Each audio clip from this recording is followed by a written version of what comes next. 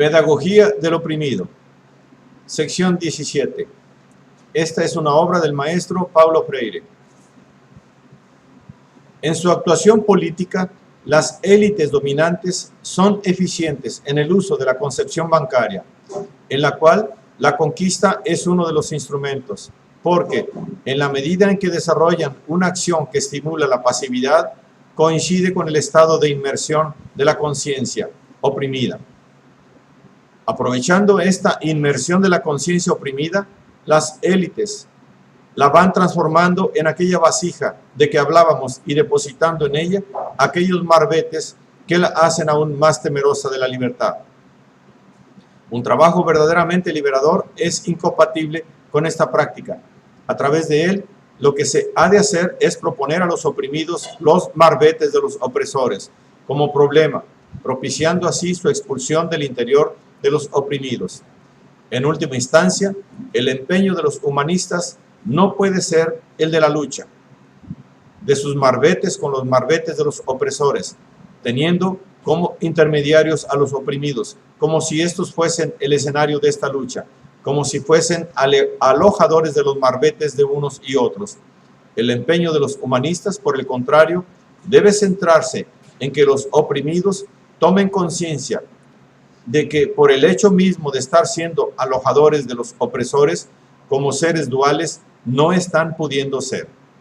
Dicha práctica implica, por lo tanto, el que el acercamiento a las masas populares se haga, no para llevar un mensaje salvador, en forma de contenido que ha de ser depositado, sino para conocer, dialogando con ellas, no solo la objetividad en que se encuentran, sino la conciencia de esta objetividad, la conciencia que de esta objetividad estén teniendo. Vale decir, los varios niveles de percepción que tengan de sí mismos y del mundo en el que y con el que están. Es por esto por lo que no podemos, a menos que sea ingenuamente, esperar resultados positivos de un programa, sea este educativo en un sentido más técnico o de acción política, que no respete la visión particular del mundo que tenga o esté teniendo el pueblo. Sin esta, el programa se constituye en una especie de invasión cultural, realizada quizá con la mejor de las intenciones, pero invasión cultural al fin.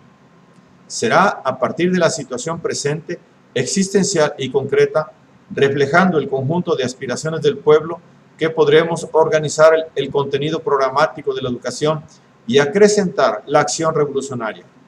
En verdad, lo que debemos hacer es plantear al pueblo, a través de ciertas contradicciones básicas, su situación existencial, concreta, presente, como problema que, a su vez, lo desafía y haciéndolo, le exige una respuesta no a un nivel intelectual, sino al nivel de la acción.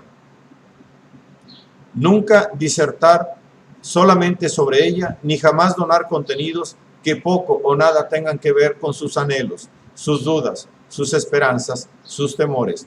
Contenidos que, a veces, aumentan estos temores, temores que pertenecen a la conciencia oprimida. Nuestro papel no es hablar al pueblo sobre nuestra visión del mundo o intentar imponerla a él, sino dialogar con él sobre su visión y la nuestra. Tenemos que estar convencidos de que su visión del mundo, manifestada en las diversas formas de su acción, refleja su situación en el mundo en el que se constituye. La acción educativa y la acción política no pueden prescindir del conocimiento crítico de esta situación, so pena de que se transforme en bancarias o en una prédica en el desierto. Por esto mismo, muchas veces, educadores y políticos hablan sin ser entendidos. Su lenguaje no sintoniza con la situación concreta de los hombres a quienes hablan, y su habla es un discurso más alienado y alienante.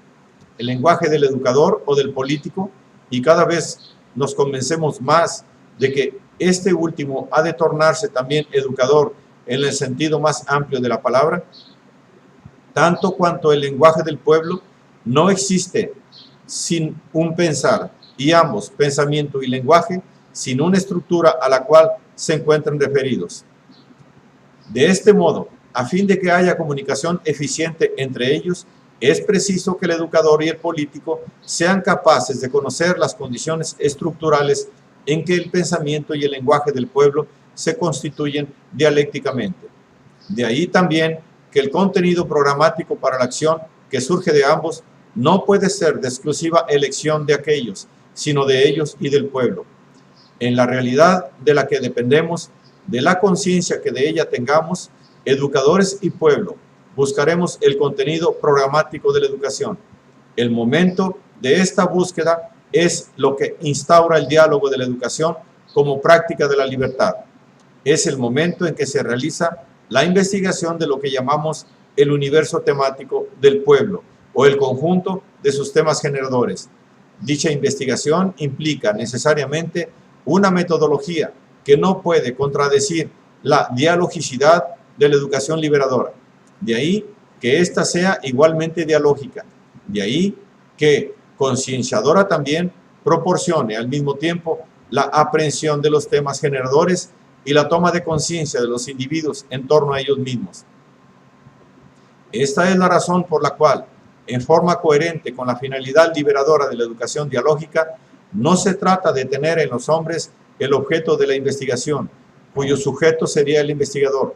Lo que se pretende investigar realmente no son los hombres, como si fuesen piezas anatómicas, sino su pensamiento, lenguaje, referido a la realidad, los niveles de percepción sobre esta realidad y su visión del mundo, mundo en el cual se encuentran envueltos sus temas generadores. Antes de preguntarnos lo que es un tema generador, cuya respuesta nos aclarará lo que es el universo mínimo temático, nos parece indispensable desarrollar algunas reflexiones. En verdad, el concepto de tema generador no es una creación arbitraria o una hipótesis de trabajo que deba ser comprobada. Si el tema generador fuera una hipótesis que debiera ser comprobada, la investigación, en primer lugar, no sería en torno de él, sino de su existencia. En este caso, antes de buscar emprenderlo en su riqueza, en su significado, en su pluralidad, en su devenir, en su constitución histórica, tendríamos que comprobar inicialmente su objetividad, y sólo así podríamos intentar su captación. Aun cuando esta posición de duda crítica sea legítima, nos parece que la comprobación del tema generador como una concreción es algo a lo que llegamos a través no solo de la propia experiencia existencial, sino también de una reflexión crítica sobre las relaciones hombre-mundo y hombres-hombres, implícitas en las primeras.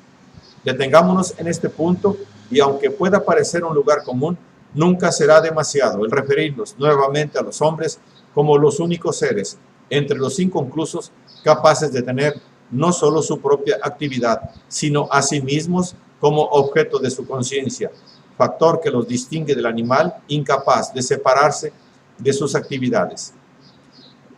En esta distinción, aparentemente superficial, vamos a encontrar las líneas que demarcan el campo del uno y del otro, desde el punto de vista de las actividades de ambos en el espacio en que se encuentran.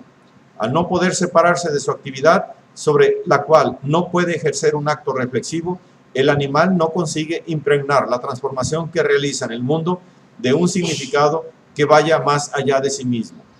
En la medida en que su actividad es una adherencia de él, los resultados de la transformación operada a través de ella no lo sobrepasan, no se separan de él en tanto cuanto su actividad. De ahí que ella carezca de finalidades que sean propuestas por él. Por un lado, el animal no se separa de su actividad que a él se encuentra adherida, y por otro, el punto de decisión de ésta se halla fuera de él, en la superficie a que pertenece, por el hecho de que su actividad sea él y él sea su actividad, y dado que no puede separarse de ella, en cuanto su punto de decisión se encuentra en su especie y no en él, el animal se constituye fundamentalmente como un ser cerrado en sí mismo. Al no tener este punto de decisión en sí, al no poder objetivarse ni objetivar su actividad, al carecer de finalidades para proponerse y proponer, al vivir inmerso en el mundo al que no consigue dar sentido, al no tener un mañana ni un hoy, por vivir en un presente aplastante, el animal es ahistórico. Su vida ahistórica se da, no en el mundo, entendido en un sentido riguroso, dado que el mundo no se constituye en un no yo, para él, que sea capaz de constituirlo como yo.